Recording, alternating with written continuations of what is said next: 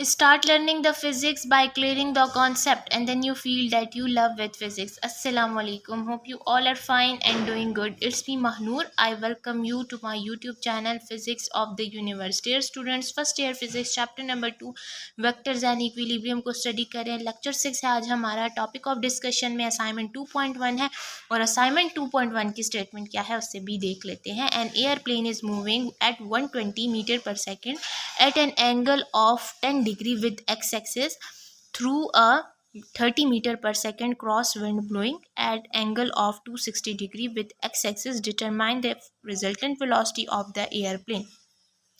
देखें students, assignment की statement जो है वो तो मैं आपको बिल्कुल क्लियर कराती हूँ, लेकिन उससे पहले मैं आपको ये बता दूँ कि किसी भी न्यूमेरिकल प्रॉब्लम को जब आप उसको सॉल्व करते हैं तो उसके सबसे पहला स्टेप होता है आप उसके अंदर से जो स्टेटमेंट होती है उस स्टेटमेंट से किस तरीके से आप जो है वो डेटा कलेक्ट करते हैं. तो बेसिकली जो डेटा कलेक्शन होती है उसी के अंदर आपका फार्मूला हाइड होता है. ठीक है, जब आपको डेटा निकालने आ जाता है तो बेसिकली आप उसका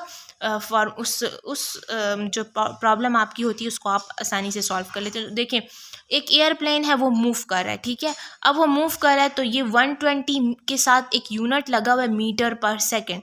तो ये मीटर पर सेकंड बता रहा है कि जो एयरप्लेन है वो मूव कर रहा है इस वेलोसिटी के साथ, because metre per second is the unit of velocity and velocity tells about the speed and direction of object. ठीक है, मतलब velocity हमें क्या बताती है, किसी भी ऑब्जेक्ट की डायरेक्शन बता रही होती है और साथ ही साथ उसकी स्पीड बता रही होती है. तो इस यूनिट से पता चला कि ये जो एयरप्लेन है वो मूव किससे कर रहा है, एक वेलोसिटी से जो है कि हमारे पास 120 मीटर पर सेकेंड है. और जिस टाइम ये मूव कर रहा था एयरप्लेन इस वेलोसिटी के साथ उसने एंगल बनाया 10 degree with the x axis. ठीक है, अब आपने देखा एयरप्लेन मूव कर रहा होता है तो उसकी डायरेक्शन हॉरिजॉन्टली डायरेक्शन होती है. ठीक है, अगर आप कार्टेशियन कोऑर्डिनेट सिस्टम में भी उसको देखें तो आप एयरप्लेन हवा में जब आपके पास उड़ रहा होता है, फ्लाई कर रहा होता है, तो क्या हो रहा होता है कि उसकी डायरेक्शन तो हॉरिजॉन्टली होती है. तो यहाँ पे इन्होंने इसलिए डायरेक्शन मेंशन की. ठीक है, 10 डिग्री उसने एंगल बनाया कब, जब उसकी वेलोसिटी 120 मीटर पर सेकंड थी.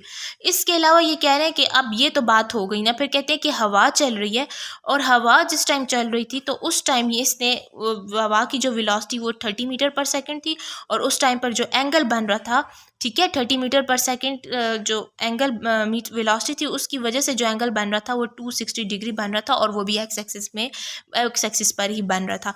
तो बेसिकली दो वेक्टर से, वेलोसिटी एक वेक्टर है जो कि आपको डायरेक्शन बताती है. ठीक है, और साथ में आपको मैग्नीट्यूड भी आपको शो करती है. ठीक है, सो दो वेक्टर्स हैं, एक मीटर पर सेकंड इसके पास भी यूनिट है तो ये भी वेलोसिटी हो गई. ठीक है, v1 हो गई, एक मीटर पर सेकंड ये है तो एक अनदर वेलोसिटी हो गई v2, v1 हो गई, v2 हो गई. यहाँ पे θ1 है, यहाँ पे θ2 है. सिंपल ये बताना है कि जो फाइनल वेलोसिटी है वो क्या है. एक अगेन सुन ले, एक एरोप्लेन है वो मूव कर रहा है 120 मीटर पर सेकेंड वेलोसिटी के साथ और उसने एंगल बनाया एक्स एक्सिस पर 30 डिग्री. उसके साथ ही बताया हुआ कि हवा चल रही थी और उस हवा की वेलोसिटी, इतनी वेलोसिटी थी हवा की, ठीक है, 30 मीटर पर सेकंड और उसकी वजह से जो एंगल बन रहा था वो 260 डिग्री था. आपने बताना है कि कितनी फाइनल वेलोसिटी हो गई. ठीक है, अब यहाँ पर गिवन डेटा की तरफ ज़रा आ जाए थोड़ा ये. ठीक है, थोड़ा शो हो जाए आपको.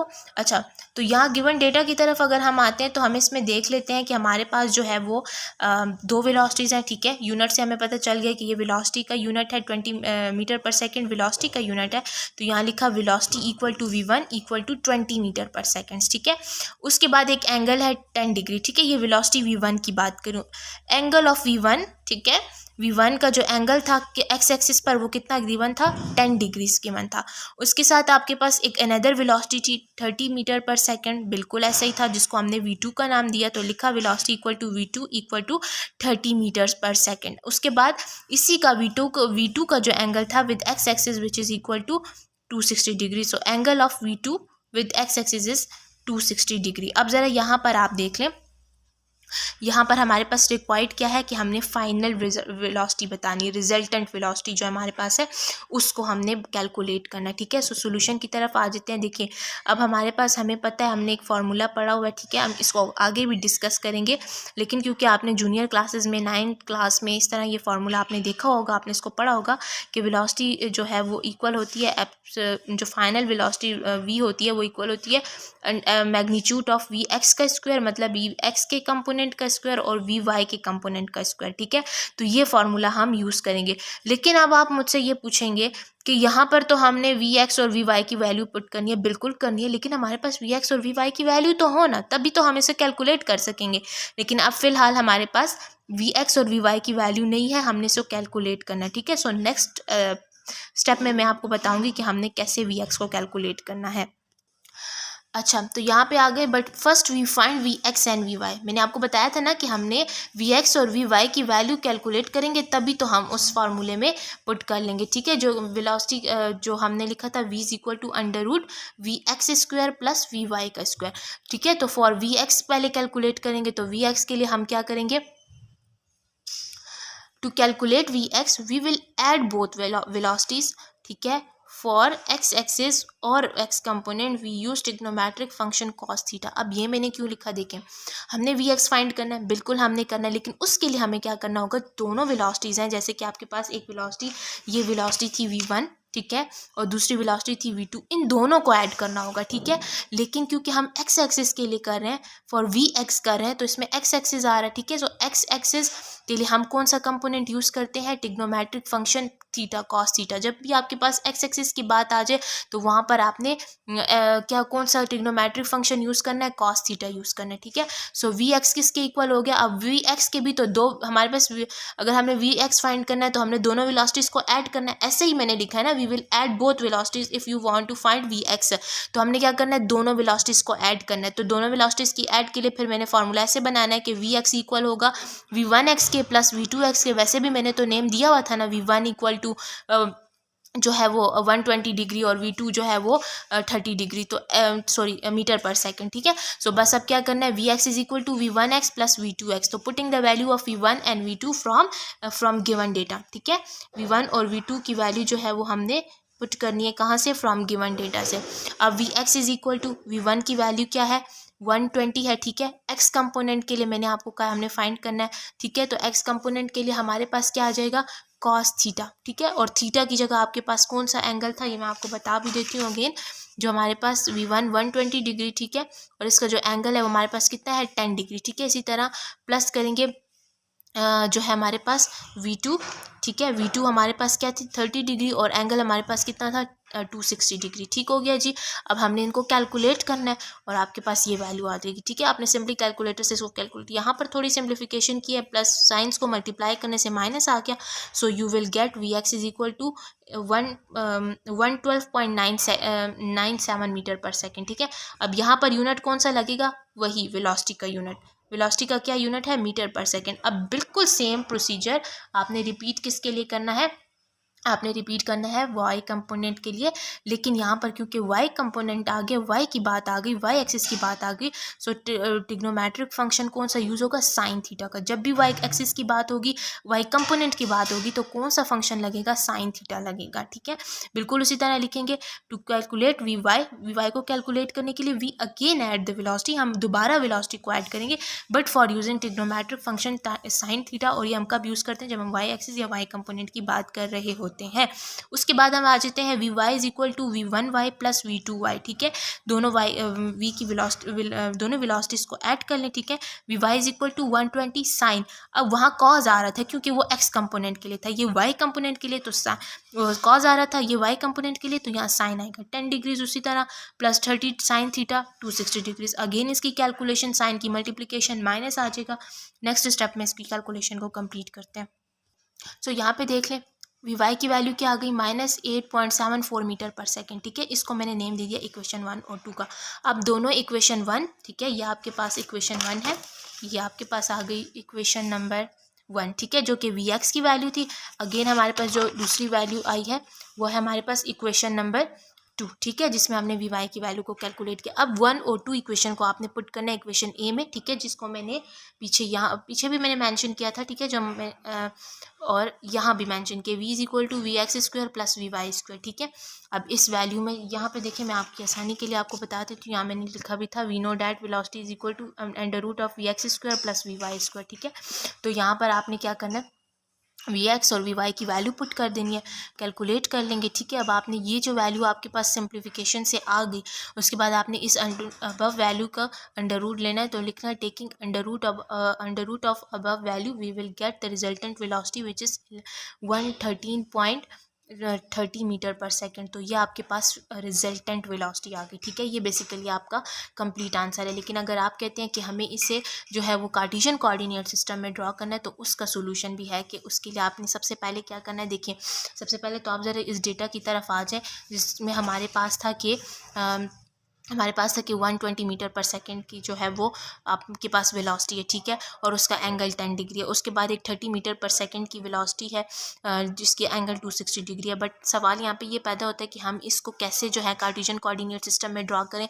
तो बिल्कुल आपका जवाब यही होगा कि हम इसको कॉमन स्केल के अकॉर्डिंगली जो है वो हम ड्रॉ करेंगे। पहले हम स्केल सिलेक्ट करेंगे क्योंकि हमारे पास स्केल में तो वैल्यू सेंटीमीटर में होती है, ठीक है, और ये तो बहुत काफ़ी 120 मीटर पर सेकंड, तो इसको तो हम इस तरह ड्रॉ नहीं कर सकते। तो इसके लिए हम यूज़ करते हैं कॉमन स्केल, जिसको हम सिलेक्टेड स्केल कहते हैं, ठीक है। कॉमन स्केल या सिलेक्टेड स्केल एक ही बात है। अच्छा, एक और चीज़ यहाँ पर मैं आपको बता देती हूँ,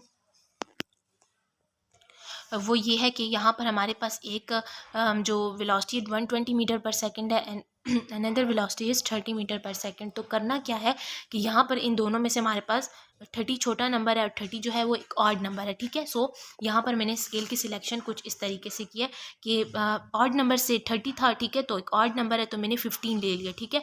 15 वेलोसिटी तो हमारे पास मीटर पर सेकंड में, तो पहले दोनों वेलोसिटीज़ के लिए कर रहे हैं ना, तो वेलोसिटी 15 ले लिया, 15 में फिर 15 ऐड किया तो 30 हो गया, फिर 15 ऐड किया 45, देन 45 60 हो गया, देन 45 75 हो गया, देन 45 90 हो गया, देन 15 ऐड किया तो 105, देन 15 ऐड किया तो 120। तो इसी तरह देखें, इसमें हमारे पास हमारे दो वेलोसिटीज़ आ गई हैं, एक 30 मीटर पर सेकेंड और एक हमारे पास 120 मीटर पर सेकेंड। तो इसी तरह हमने लिखना है, ठीक है। इस तरह हमने क्या लिखना है इसके साथ कि 115 मीटर पर सेकेंड जो है वो 1 के इक्वल हो गया, 32 के इक्वल हो गया, 45 3 cm के इक्वल हो गया, क्योंकि हमने तो अपने कॉमन स्केल पे ड्रॉ करना है और कॉमन स्केल में तो हमारे पास वैल्यू सेंटीमीटर्स में, ठीक है, ना कि मीटर पर सेकेंड में। ठीक हो गया जी। सो इससे हम जो है वो सिलेक्टेड स्केल यूज़ करते हैं। ये ठीक हो गया। सो यहाँ पे 30 के लिए 2 सेंटीमीटर है और 120 के लिए 8 सेंटीमीटर है। तो ड्रा कर लेते हैं अपने कार्टेशियन कोऑर्डिनेट सिस्टम में पर, ठीक है। इसको सो हमने एक्स एंड वाई एक्सिस को ड्रॉ करना है, ठीक है। एक्स एक्सिस हो गया, वाई एक्सिस हो गया। अब हमारे पास पहली जो वेलोसिटी थी वो 120 मीटर पर सेकंड थी। अब 120 मीटर पर सेकंड को यहाँ सिलेक्टेड स्केल में देखें तो वो हमने किसके इक्वल लिया, 8 सेंटीमीटर के इक्वल लिया। और अगर हम अपने गिवन डेटा में देखें तो 120 मीटर पर सेकंड जब हमारे पास वेलोसिटी थी तब उसने एंगल कितना बनाया था, 10 डिग्रीज बनाया था, ठीक है। सो अब हमने क्या करना है कि कार्टेशियन कोऑर्डिनेट सिस्टम ड्रॉ किया, एक्स एंड वाई एक्सिस को ड्रॉ कर लिया। अब ये हमारे पास यहाँ पर स्केल रखना है। अब यहाँ पर आपने सिंपल 8 सेंटीमीटर की लाइन लगानी, ठीक है, और एंगल 130 डिग्री का 10 डिग्री का 10 डिग्री का एंगल ये हमारे पास बना रहा है, ठीक है। तो 10 डिग्री का एग्जैक्टली मैंने जो है वो मेजरमेंट करके बनाया, ठीक है। अब मेरा डी जो है वो कहीं मुझसे आगे पीछे हो गए। सो ये देखें स्टूडेंट्स, ये कितने डिग्री का एंगल बन रहा है, एग्जैक्ट 10 डिग्री का एंगल बन रहा है। ये मैं आपको थोड़ा सा जूम करके बता देती हूँ। ये देखिए 10 डिग्रीज़ का एंगल हमारे पास ये बन रहा है, ठीक है।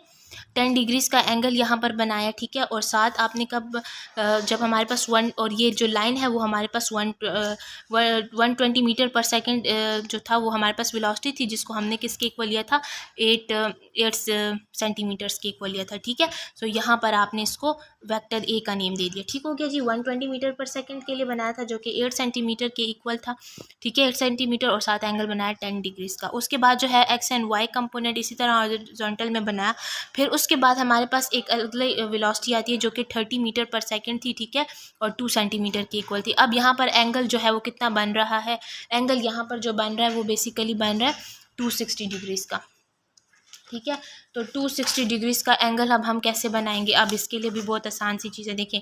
यहाँ पर एंगल आपके पास होता है 0 डिग्री, यहाँ होता है 90 डिग्री, यहाँ होता है 180 डिग्री और यहाँ 270। तो 260 की बात हो रही है, तो 260 कहीं 270 के पास है, यहाँ होगा। यहाँ 2 सेंटीमीटर की लाइन लगाएं, ठीक है। बिल्कुल एंगल मैंने यहाँ मेजर किया है, ठीक है। यहाँ मेजर किया हुआ एंगल उस तरह 270 है तो यहाँ 260 बनेगा। तो यहाँ पर 260 और ये वेक्टर बी और 30 मीटर पर सेकंड को किसके इक्वल लिया था, 2 सेंटीमीटर के इक्वल लिया था। अब नेक्स्ट में इसका फुल देख लेते हैं। अच्छा, तो यहाँ पर हमने रिजल्टेंट अब इसका ड्रॉ करना है, मतलब फुल दोनों वेक्टर्स जो थे उन वेक्टर ए और बी दोनों को जो है वो यहाँ इस कोऑर्डिनेशन कोऑर्डिनेट सिस्टम में शो करवाना है। तो x axis Cartesian coordinate system बनाया, एक्स एंड वाई एक्सिस को शो करवा दी, ठीक है। इसी तरह हमने जो अपना वेक्टर ए था, ठीक है, वेक्टर ए को वहाँ से उठा के यहाँ प्लेस कर दिया, ठीक है, बिल्कुल 8 सेंटीमीटर की लाइन ड्रॉ की, ठीक है, जो कि हमारे पास 120 मीटर पर सेकंड के इक्वल थी और यहाँ पे एंगल 10 डिग्रीज का बन रहा था। अब यहाँ पर ज़रा देखिए, दूसरा जो हमारा था, यहाँ पर हमने एक बाउंड्री बना दी, ठीक है, इसके आगे हम जाएंगे, ठीक है। अब यहाँ पर देखिए दूसरा एंगल हमारे पास था 260 डिग्रीज का एंगल था, ठीक है, ऐसा ही था, 260 डिग्री का एंगल था। तो क्या होगा कि 260 डिग्री का एंगल है, तो ये यहाँ इस तरह लिखना है, ठीक है। मैं आपको समझाती हूँ कैसे। अब यहाँ बाउंड्री बनाई, ठीक है, उसके बाद यहाँ पे आप देखिए, अब एंगल आपने किस तरह लेना है, इसको देखना है, इसको आपका, ये आपका एक्स एक्सिस है, ये वाई एक्सिस है, ठीक है। सो यहाँ पे देखिए ये 0 डिग्री हो गया, ठीक है, यहाँ एंगल 0 डिग्री, यहाँ 180 डिग्री होता है, यहाँ 90 डिग्री होता है, यहाँ 270 डिग्री होता है। तो 270 हमारा यहाँ पर आ रहा है, 270 यहाँ है, तो 260 यहाँ होगा, 2 सेंटीमीटर की लाइन इधर ड्रॉ की, ठीक है। और साथ ही पहले वाले वेक्टर के हेड से जो है वो लास्ट वाले वेक्टर की, पहले वाले वेक्टर के हेड से लास्ट वाले वेक्टर की टेल को ज्वाइन करना है, ठीक है, पहले वाले वेक्टर की टेल से लास्ट वाले वेक्टर के हेड को ज्वाइन करना है। सो ये हमारे पास रिजल्टेंट बन गया, ठीक हो गया जी। तो ये 260 डिग्री वेक्टर बी बन गया। तो ये हमारा था full. So it's all about today's lecture, जिसमें हमने क्या डिस्कस किया है, एग्जाम असाइनमेंट 2.1, जिसमें हमने असाइनमेंट 2.1 को डिस्कस किया, ठीक है, इन डिटेल। सो वीडियो अच्छी लगे तो वीडियो को लाइक शेयर एंड सब्सक्राइब करें, और नेक्स्ट वीडियो के साथ मिलती हूँ, जिसमें हम डिस्कस करेंगे सब्ट्रैक्शन ऑफ वेक्टर, के वेक्टर की सब्ट्रैक्शन कैसे करते हैं। टिल देन, अल्लाह हाफिज़।